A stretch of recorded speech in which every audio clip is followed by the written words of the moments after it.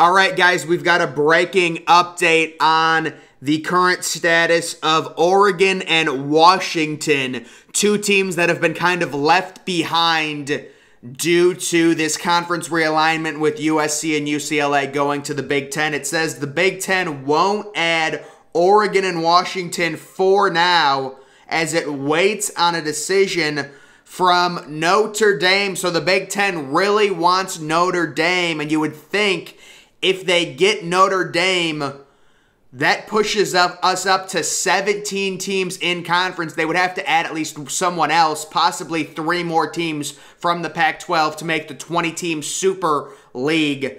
I think right now, if you're going to guess on the 20-team Super League for the Big Ten, the 4 teams I'm looking at, Notre Dame, they want Notre Dame really badly.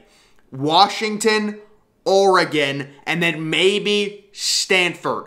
For a 20-team Super League, maybe it's more than 20, maybe it turns into 24, but right now, that is what I would guess.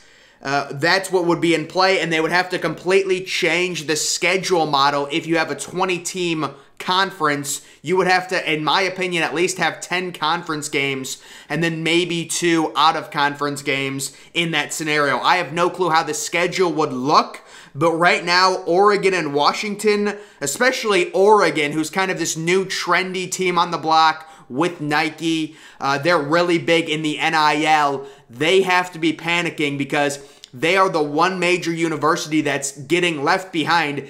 The difference with, Texas and Oklahoma going from the Big 12 to the SEC, there's really no other major team in the Big 12, in my opinion. But with the Pac-12, you kind of have 3 teams. Even I would say at this point, I know history with the Rose Bowl and UCLA, but right now, in terms of college football, I would say Oregon has greater prestige in modern day than UCLA. Like if I were ranking the Pac-12, I'd say USC by far number 1, Oregon, and then UCLA probably, and then maybe Washington. So Oregon is the really team that's kind of getting left behind, and they don't want to fade into irrelevancy staying in the Pac-12. Of course, what they also want is more money, and they're going to get a lot more money, and I detailed in my last video I did on this earlier, talking about UCLA and USC going from the Pac-12 to the Big Ten is going to make them 3 times more money in TV revenue. That's how crazy it is. That's how much of a stark difference it is. And apparently it's not just Oregon and Washington. Apparently it's other teams within the Pac-12 that are banging on the Big Ten's door to let them in. But the reports that we are getting that are going around, no other teams will be added at this time in the Big Ten. Now, what does at this time mean? Does that mean this year no other teams are getting added? Does this mean this month no other teams are getting added? I don't know what that wording means. I would assume the Big Ten is saying we're done for this year. Come back next year and maybe we'll consider adding you depending on what the SEC does. Now, if the SEC wants a super conference, I think they look towards the ACC. They look towards Clemson. They look towards Florida State. They look towards teams like that, and of course it gets really interesting with the ACC and the basketball prestige in the ACC between North Carolina and Duke. Both of those programs not great at football, but this is also going to affect college basketball, and you have to take that into account. That's why last year people were saying the Big 12 should add Kansas when people were like, Kansas sucks. Well, their basketball program is amazing. So this is all unfolding right now. I think the latest intel is telling us this is it. I don't want to say that, but I'm saying like the Big Ten is closed for this year. They're adding UCLA and USC, and they will revisit it next year if they want to add more teams. The major issue, Oregon and Washington don't want to get pigeonholed into a new TV deal with the Pac-12 because their TV deal apparently is up in 2024 and they don't want to get into a new multi-10-year TV deal. Apparently the ACC has a contract through 2036. Now I don't know how the legal process is behind a team like Clemson getting out of that contract. I'm sure they'd have to pay something. It's like the idea of Oklahoma and Texas leaving early for the SEC. Technically, their TV contract is through 2025, but they can leave after 2023 and not pay much. So guys, this is the situation unfolding right now. It all has to do with money, unfortunately. That's why this is happening. Again, I said this yesterday. You know, is it going to be fun seeing Ohio State go to the Coliseum? Yes. Is it going to be fun seeing UCLA travel to the Big House? Yes. But this makes no sense, folks. I mean, this is ridiculous. There's no such thing as a conference. The Big Ten is a sub-league, guys. Let's call it what it is. It's a sub-league. A conference, in my opinion, is geographically based. It's a sub-league now. There's no way you can compare California to New Jersey and say those two teams play in the same conference. Now, if you want to, just be standard, you could say there's 2 mega conferences or 2 big conferences, 3 sub-conferences, and then the group of 5, which I am including the American, because the American's getting sniped by the Big 12. They're taking 4 teams in 2023. 4 of the Americans' best teams are joining the Big 12 in reaction to Texas and Oklahoma going to the SEC. And you know what? Let's call it what it is. This falls back on the SEC. The SEC got greedy. They were already the number 1, conference in college football. The weird thing is the Big Ten was actually beating the SEC in terms of TV contracts. The Big Ten was actually about to set a record for the biggest deal because I know everyone says the SEC runs college football, and when it comes to national championships recently, that's the case. When it comes to overall fan base, the Big Ten has bigger fan bases than the SEC. Ohio State has the biggest fan base in college football. Penn State has a top 10 fan base in college football. Michigan has a top 5 fan base in college football. Okay, so the ratings kings, the SEC gets good ratings, the Big Ten gets just as good, if not better ratings. That's why Big Noon keeps bragging about how good their ratings are and saying it's because of Big Noon, when really it's because if you put the Ohio State game on at midnight, people would watch it, and it would draw huge rating. It has nothing to do with Big Noon. Big Noon is the stupidest thing that needs to be disbanded. Okay, Big Noon is just horrible for the sport. With the idea that we're going to put these huge games on at noon, they're doing it with Texas and Alabama and putting it on at 11 a.m. Central in week 2. That's a genius plan in early September when it's 100 degrees out. Yeah, that's very smart. It's going to be a great atmosphere there. But guys, I'm getting off track again. The big news right now, the Big Ten is waiting for Notre Dame, and Notre Dame has an option. They can either join the ACC or they can join the Big Ten. I would be shocked if they joined Notre Dame in the SEC. Amazing. Now, they're very likely they're going to end up joining the Big Ten because the money is so much better, and that will cause the erosion, in my opinion, of the ACC. The ACC's only chance to make this sort of a 3-conference mega league would be getting Notre Dame. That's it, because the ACC is already a bad conference as it is. Now, unfortunately, this is the sad thing. The ACC was on the rebound a little bit. With NIL, Miami was going to start recruiting better. Florida State is still a dumpster fire. I don't know what happened to Florida State. But you still got Clemson. They're still really good. They're still recruiting really well.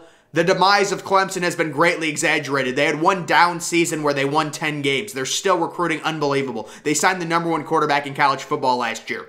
And then you still have a few other teams in that conference. NC State, but I don't think they have any staying power after this year. They're going to lose all their seniors. I know they're going to be good this year, but we'll have to see. But, that conference was getting better, and then you add Notre Dame to that conference, it really starts to compete.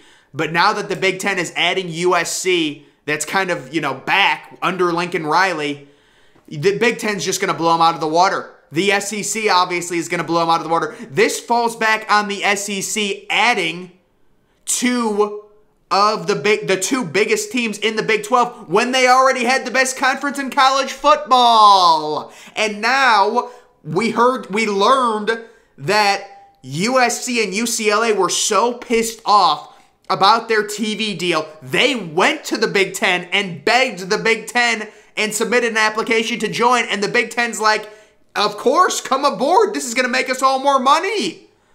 So that surprised me that it was a situation where USC and UCLA actually went to the Big Ten and wanted to join the Big Ten Conference. That's how bad the ratings are in, the Pac-12. They've got a lot less negotiation power when they get bad ratings. Of course, the Pac-12 network has been an absolute disaster. That's kind of their network, kind of like the Big Ten network, the SEC network. Apparently, the Pac-12 network is just a disaster. And the Pac-12, it got so bad with the Pac-12, they started playing games at 10 a.m. because they wanted to be part of the noon window, the noon Eastern window. So this past year, they started playing games at 9 a.m. Pacific time. What are they doing? I have no clue. I think one of the main issues is if I was part of the Pac-12, especially this coming year, you have to make sure the USC at Utah game, which is the Pac-12 game of the year, you have to make sure that game is on at 7:30 Eastern time, not Pacific time. It's 4:30 Pacific. You have to get that game should be on not ESPN, ABC. ABC 7:30, Fowler and Herb Street. That's how that game should be called. But guys, I can't believe this is happening so soon. And right now, it's a situation where everyone's waiting to see what Notre Dame's going to do. My expectation is they join the Big Ten. And then we see Oregon joining the Big Ten, Washington joining the Big Ten, and another team, maybe Stanford due to their academics, or maybe Duke. I mean, they're going to want... Duke is so attractive for the Big Ten. They have academics. Their football team is horrific, but they have obviously an unbelievable basketball team. Although Coach K just retired, we'll see how good they are. I'm sure they'll still be really good. I mean, they're recruiting unbelievably. But either way, guys, Oregon doesn't want to get left behind. Washington doesn't want to get left behind. But the Big Ten is, I think they're closing up shop for the time being and saying, we're going to stick to these two teams, let it play out. And then, I don't know if it's in a month, maybe next summer, they renegotiate and they say, let's make the full jump to the two super conferences, which would be a 20-team SEC league where the SEC would get the major teams from the ACC, poach them, and the Big Ten would poach Notre Dame, Washington, Oregon, and maybe other teams. And I also saw this recent news tweet that says it spoke to lawmakers in Washington and Oregon today. There's a movement afoot to emphasize that the public and taxpayers do not want public Pac-12 universities split from each other. The effort, there's no way this is going to be successful, but it says the effort, if successful, would keep Oregon State and Oregon together and Washington State and Washington together.